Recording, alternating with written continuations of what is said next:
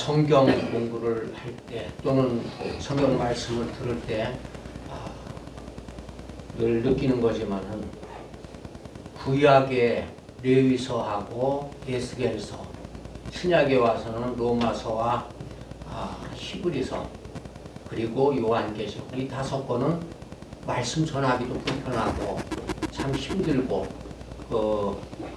이해를 못하면은 제대로 말씀을 전하지 못합니다. 그래서 로마서의 말씀을 대부분 어디를 가더라도 윤리적인 설교는 들어도 그 안에 담겨있는 복음의 말씀을 듣지 못할 때가 많아요. 근데 오늘은 제가 로마서의 말씀을 한번 전해야 되겠다 작심하고 말씀을 전합니다.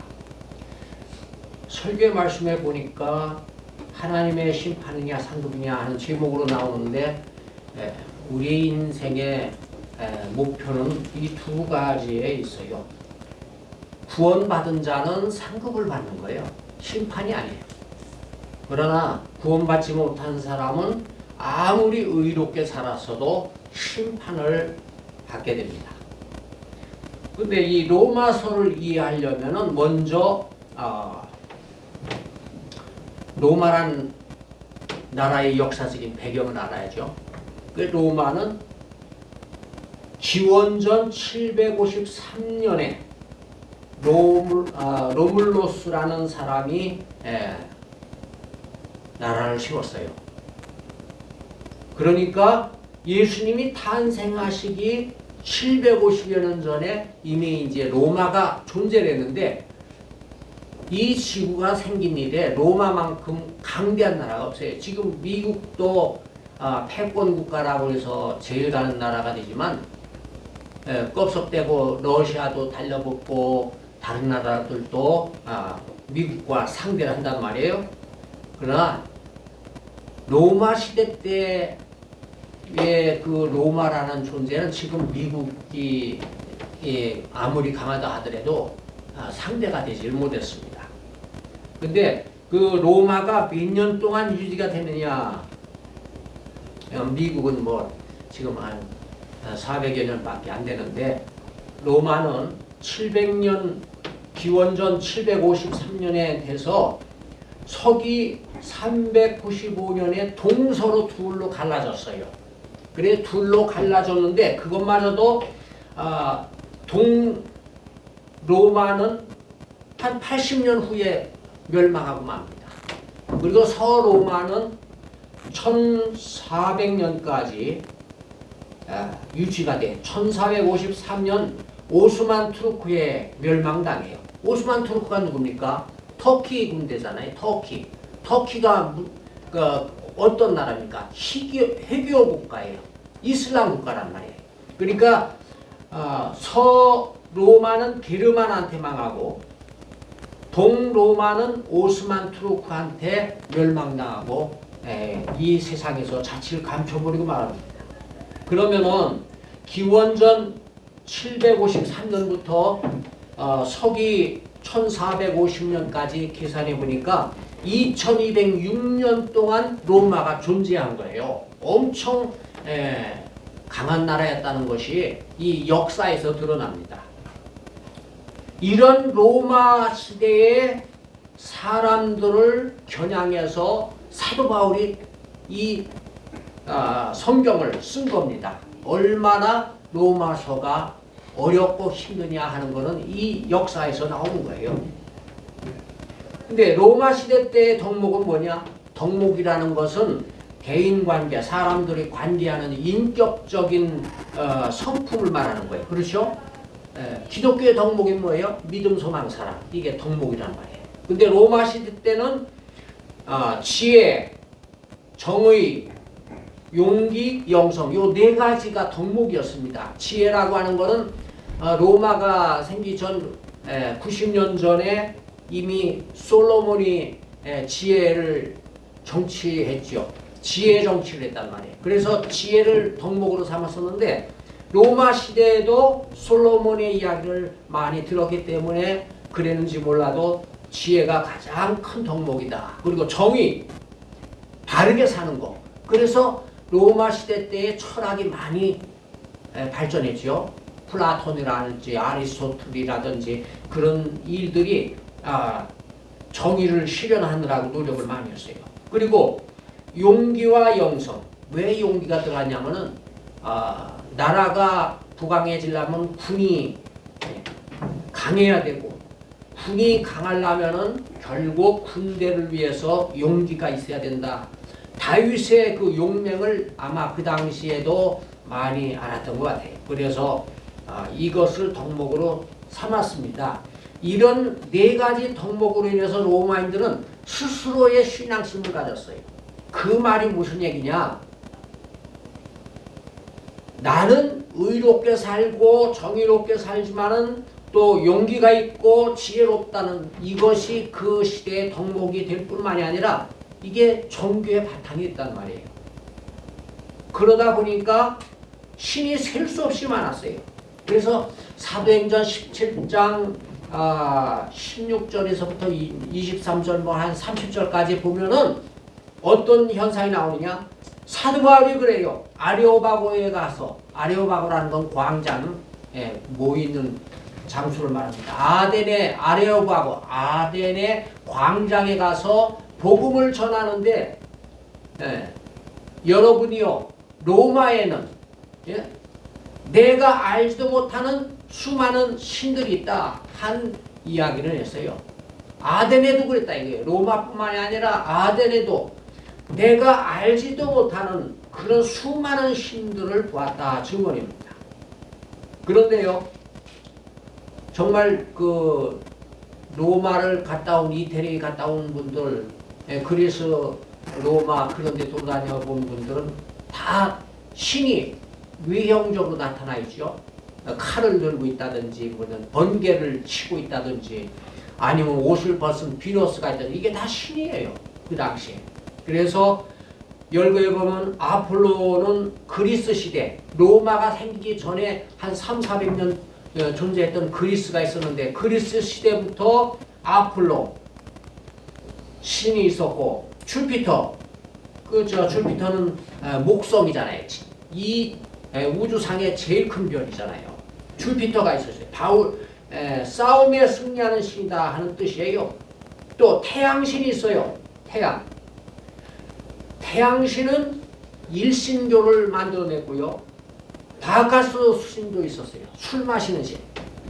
마음을 즐겁게 해주니까 이게 신의 힘이라 생각해서 바카스 술신이 있었고, 황제도 숭배해서 신이라고 여겼습니다. 그래서 어떤 현상이 나오냐? 반신 반인이다. 이 땅에 있을 때는 인간이고, 이 사람은 천국에서 어느 세계에서는 신이라 해서 반신 반인간의 그런 신도 있고, 비너스도 있고, 다산의 신도 있고, 이런 신들이 많았어요. 그러니까 1년이 365일인데 그 중에 40여 차례를 신을 위한 제사를 지냈습니다. 얼마나 신이 많으면 1년 중에 40여일을 신을 섬기는 축제를 하느냐. 근데 축제를 한 번 하면 하루로 끝나는 게 아니에요. 지금처럼. 이 40여일이라고 하는 것도 곱하기 15로 해야 돼요. 한 번 축제를 신을 위해서 축제를 지낸다면 보름 동안을 그냥 만사 지켜놓고 놀고 먹는 거예요. 그러니까 옛날에는 전쟁이 아니면 축제입니다. 로마 시대는 평일에는 항상 축제라 술 마신 사람들이 즐비했어요. 이 로마의 역사를 먼저 이렇게 알고서 사도 바울의 말씀이 뭔지를 알아야 됩니다. 그러므로 이 로마를 겨냥한 사도 바울이 쓴 이 서신서가 오늘 말씀인데, 사실 로마서만 쓴 게 아니에요. 사도 바울은 12권의 서신서를 썼지요. 그 중에 하나가 로마서인데, 로마서가 아무래도 가장 힘들고 어렵던 그런 어조로 써 나가고 있습니다. 그러면 로마서는 뭐에 대해서 썼느냐? 세 가지로 생각하면 돼요. 의로움, 칭의, 그리고 성화, 어떻게 거룩하게 사느냐. 로마 사람들이 다들 나는 경건하다, 거룩하다 하니까 그런 성화를 얘기하고, 그 다음에 이 두 가지도 우리에게 의롭다, 거룩하다도 중요하지만은 그리스도의 십자가를 이 성경에 담고 있습니다. 그래서 로마서는 요 세 가지를 가지고 말씀을 증거하고 있어요. 이 세 가지가 뭐냐? 구원에 있는 거예요. 우리가 교회 다니는 건 복 받들어 다닌다. 그거는 목적이 아닙니다. 틀렸어요. 교회를 다니다 보니까 복을 받고 하나님으로부터 받는 거지. 복 받는 게 목표가 아니에요. 구원입니다. 우리는 구원받아야 되는 거 아니에요. 우리가 기독교인이 됐다, 구원을 받았다 하는 것이 그게 우리 교회에 나오는 목표예요. 그런데 복 받는 거를 목표로 했다고 하면 그거는 우상 숭배나 또 굿하는 사람들한테 가는 것이 좋아요. 그래서 본문 2장의 말씀을 그러면 오늘 말씀을 결론을 맺기 전에 로마서 2장의 말씀은 무슨 말씀이 들어있는가? 첫째로는요, 도덕적으로 완전하다고 믿는 잘못된 신앙을 가진 유대인들의 죄에 대해서 책망하는 말씀이 로마서 2장에서부터 나오기 시작합니다. 오늘 제가 본문 말씀을 전하려고 하는 것도 기독교인이 아닌 사람들은 자기가 하고 싶은 대로 죄도 짓고 하고 싶은 짓 모든 짓을 다 하고 살아요. 규제가 없어요. 책임도 없어요. 그러나 우리는 어떻습니까? 우린 구원받았다는 사람들 아니에요? 구원받았다는 사람들의 행실은 어때야 됩니까? 하나님 나라 백성이기 때문에 하고 싶은 거 마음대로 할 수가 없는 사람들이에요. 하나님의 말씀대로 살아야 돼요. 그렇기 때문에 우리는 어떻게 살아야 할까? 이거를 많이 생각하는 사람이 돼야 됩니다. 근데 오늘날 기독교인들은 자기 하고 싶은 건 다 하고 교회는 교회대로 다니고 이렇게 산단 말이에요. 그래서 저는 그럴 때마다 사도 바울이 중요한 것을 이렇게 집어서 우리들에게 로마서를 통해서 말씀을 주시지만 우리 신자들도 예수님께서 주신 교훈을 먼저 생각해야 돼요. 로마서 말씀을 우리가 오늘 생각하기 전에 예수님께서 무슨 말씀을 우리에게 주셨을까? 가장 충격적인 말씀이 바리새인에 관한 신앙이에요. 바리새인. 우리 신자 중에 유대인이나 바리새인처럼 잘못된 열성적인 신앙이 있어서 그 열성적인 것 때문에 자기는 구원받다고 생각하는 사람이 있지 않을까 이런 것이 마음에 걸려요. 그래서 마태복음 5장 20절에 뭐라고 했습니까? 바리새인들을 보고 예수님께서 엄청난 칭찬을 하셨어요. 주께서 그들의 신앙을 엄청 칭찬하셨는데 어느 정도가 엄청이냐? 바리새인 신앙 같지 않으면 천국에 못 들어간다는 거예요. 이 세상에 이렇게 큰 칭찬은 바리새인들이 받았어요. 그런데 그런 수준이 돼야만 우리도 들어간다고 하니까 바리새인이 어떠한 사람인가를 제가 마태복음서만 사복음서 다 바리새인이 나와요. 또 서신서에도 나오지만은 마태복음서 한 그 복음서 안에 바리새를 거론하는 게 30종류의 문제가 나와요. 예, 바리새라는 이름이 있으면은 30종류의 문제가 발생하고 있는데 그게 바로 뭐냐면은 예수님께서 칭찬하신 점이 아니라 반대로 바리새인들이 천국에 들어가지 못하는 문제점을 거론하고 있습니다. 5장에서는 천국에 들어가려면 바리새인 신앙 가지라고 하신 예수님께서 마태복음 23장에 결론적으로 바리새인들의 모든 잘못된 신앙을 지적하고 있다는 얘기예요. 그래서 마태복음 23장 33절에 가니까 뭐라고 했습니까? 우리 마태복음 23장 펴보세요. 얼마나 많은 잘못이 저질러지고 있는지를 우리가 한번 보겠습니다.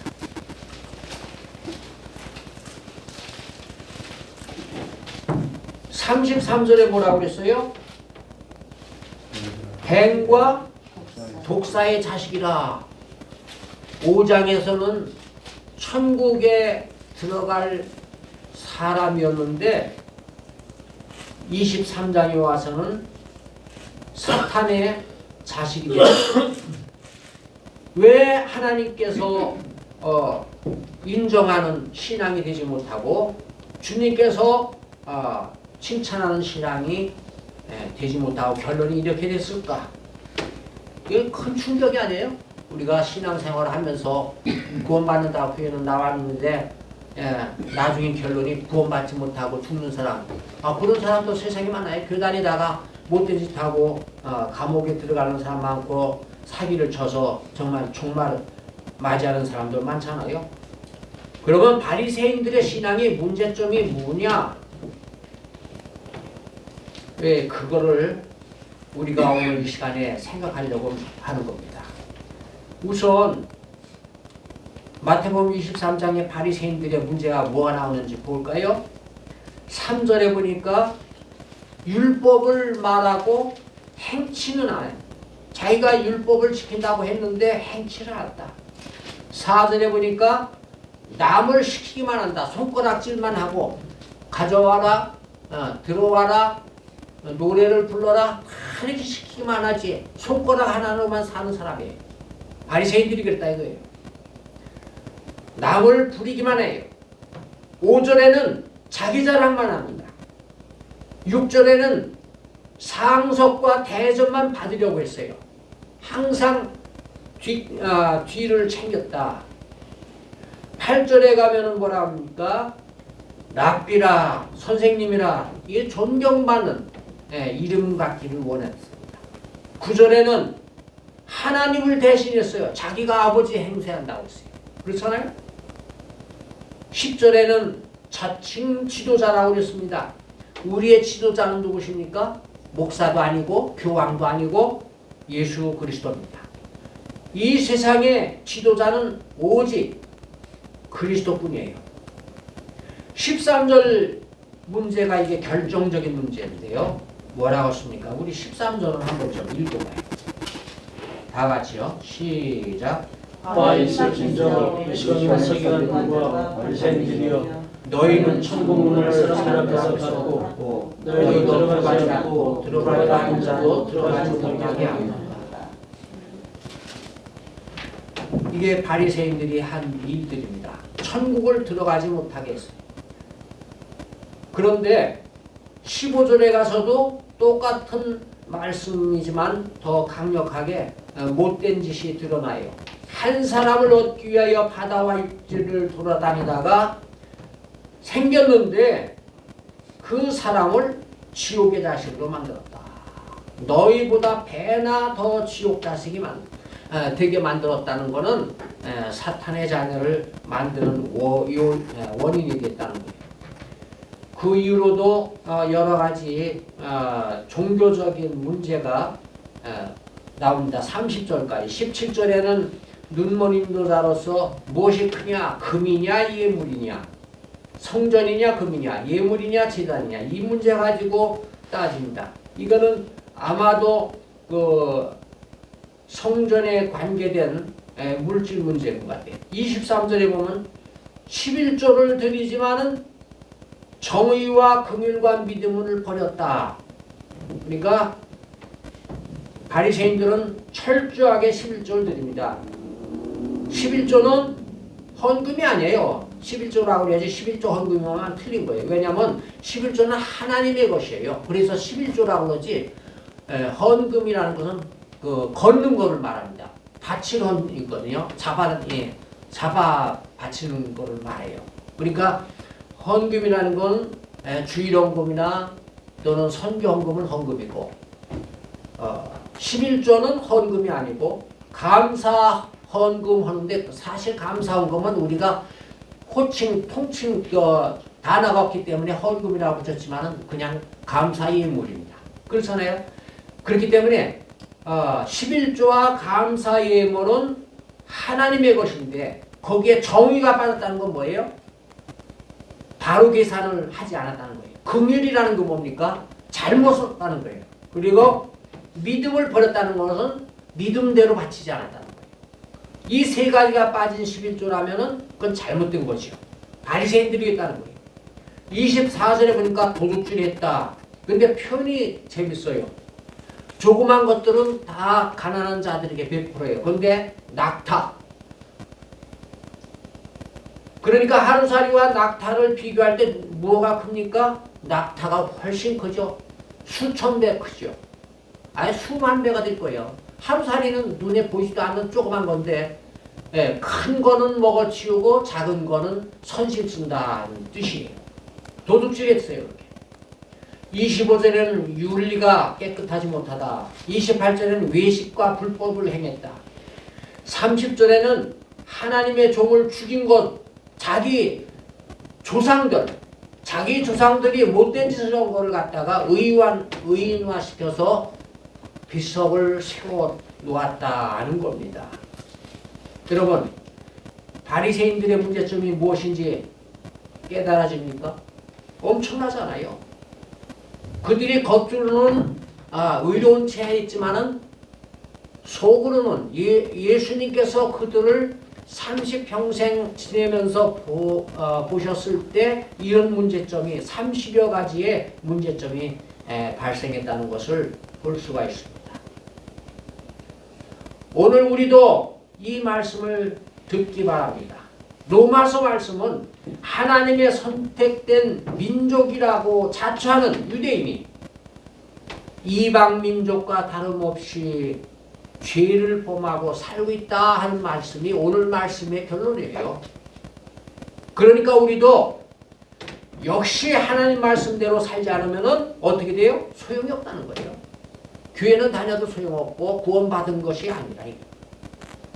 사도 바울도 이미 말씀을 했지만 의인은 없나니 하나도 없으며 깨닫는 자도 없고 하나님을 찾는 자도 없고 다 치우쳐 선을 행하는 자가 없다 그랬어요.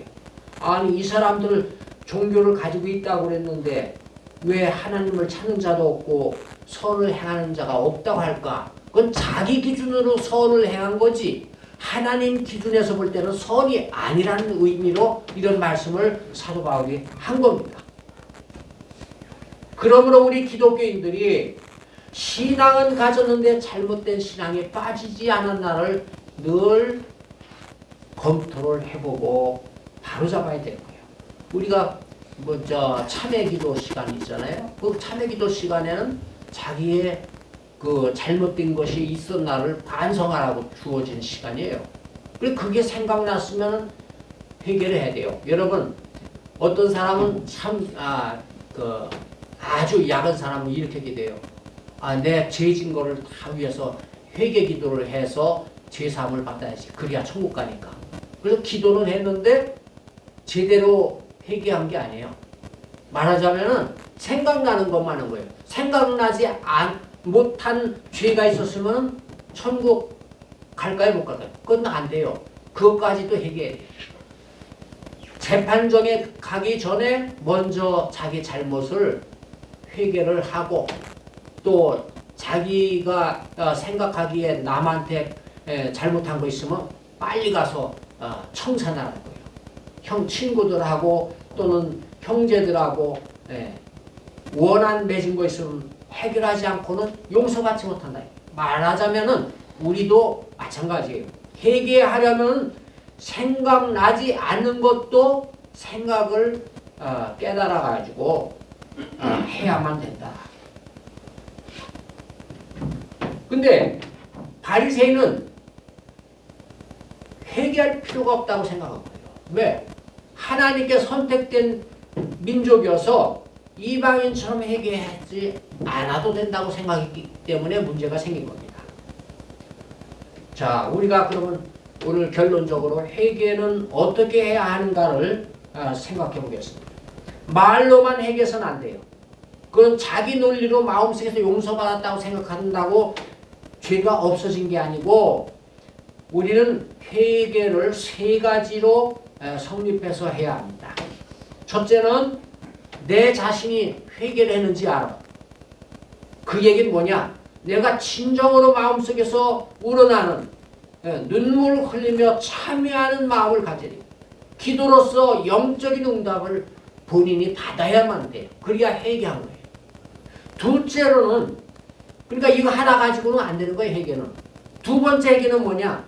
다른 사람이 인정해야 돼. 다른 사람이. 내가 회개했다고 그랬는데 다른 사람이 야 네가 뭐 회개했냐? 똑같은데. 전과 똑같은데. 그건 무슨 얘기냐? 외적인 변화가 이루어지지 않았다. 내가 회개했으면 열매가 회개한 열매가 드러나야 됩니다. 그래서 타인들에게 검증이 돼야 하는 거예요. 그럼 두 사람 나와 다른 사람이 천국 가리라고 생각하고 아 너는 회개했구나 그렇게 하는 것으로 끝이냐? 아닙니다. 하나님의 응답이 있어야 돼요. 근데 하나님 계시지 않은데 하나님은 어떻게 응답을 받습니까? 그거는 목회자가 인정하면 된다. 그래서 내가 회개하고 나한테 인정받고 다른 사람이 내가 회개된 것을 열매를 보고 아 저 사람 참 선한 사람이다 회개했다 이게 인정하고 그리고 목회자가 인정하면 완벽하게 회개한 것이다 이렇게 볼 수가 있습니다. 그래서 사도 바울은 본문에서 무엇이라고 말씀합니까? 이스라엘의 죄를 저질렀음에도 불구하고 마음이 완고하여 회개하지 않았다는 것을 오늘 이 말씀에서 밝히고 있습니다. 자, 그러면 하나님은 우리를 위해서 무엇을 심판하시겠습니까? 첫째로 12절에 보니까 겉으로 드러난 행위. 사람들은 은밀한 것을 가지고 있는데 그것은 다른 사람이 볼 수가 없기 때문에 회개했는지 안 했는지 몰라요. 이거는 자신만이 알아요. 자신만이 아는 저지른 죄들 드러나지 않는 것도 심판하신다고 했습니다. 그리고 이렇게 죄 지은 것 완전 범죄를 했더라도 죄를 지은 것을 하나님께서 심판하시겠다 하는 겁니다. 그냥은 지워지지 않고 꼭 용서라는 회개를 통해서 용서를 받아야 합니다. 그런데 우리가 이 말씀 보니까 그러면 교회 다니려면은 막 심판을 받고 무섭게 지옥 가고 천국 가고 하는 그런 얘기만 하는데 그러면 누가 예수를 믿겠는가 생각하지만요. 이방인은 우리가 복 받을 수 있는 길을 볼 수가 있어요. 그게 뭐냐면은 출애굽기 18장에 보면 이방인들은 저주를 받았고 구원받지 못한 백성이라고 하지만은 미디안의 제사장 이드로가 나옵니다. 출애굽기 18장이에요. 근데 그 사람은 이방인의 제사장인데 우상 섬기는 두목인데 그러나 하나님의 종 모세를 도왔더니 나중에 택함 받아서 그의 자손이 구원받은 무리에 합류가 되고 또한 예레미야서 35장에 가보면요. 미디안 족속 그것도 미디안 제사장 이드로와 같은 종족이었죠.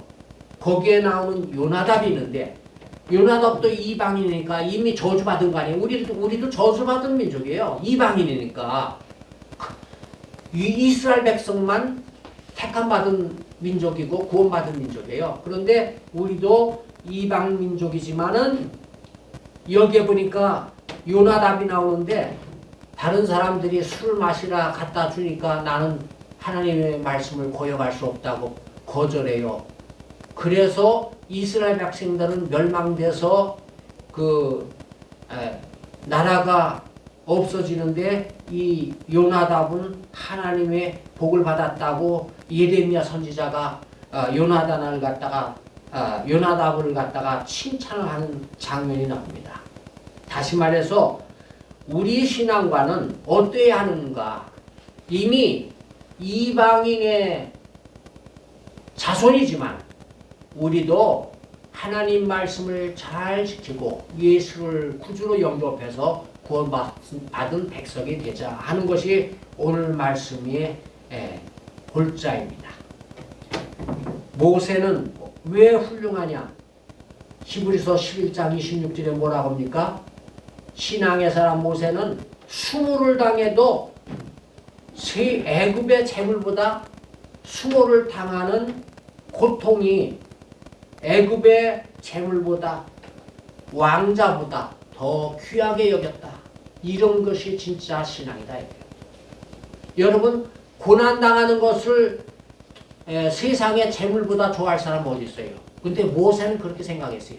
여러분도 그러한 신앙을 가질 수 있는 그런 기독교인이 될 수 있기를 바라고, 오늘 로마서를 통해서 사도 바울이 우리에게 전하는 말씀의 진리가 무엇인지, 참 거기에 숨겨진 말씀의 비밀이 무엇인지를 예수님의 말씀을 통해서 살펴보시기 바랍니다. 기도하겠습니다. 자비하신 주님, 오늘 이 시간 저희들은 사도 바울이 전하는 로마인들에게 주신 로마서의 말씀, 2장의 말씀을 봅니다. 이스라엘 백성들은 선택받은 백성임에도 불구하고 저주를 받은 자처럼 행동을 했지만, 저희들에게는 저주받은 이방인이지만 예수 그리스도를 구주로 영접하여 구원받은 백성이 된 것을 얼마나 감사한지 이루 말할 수가 없습니다.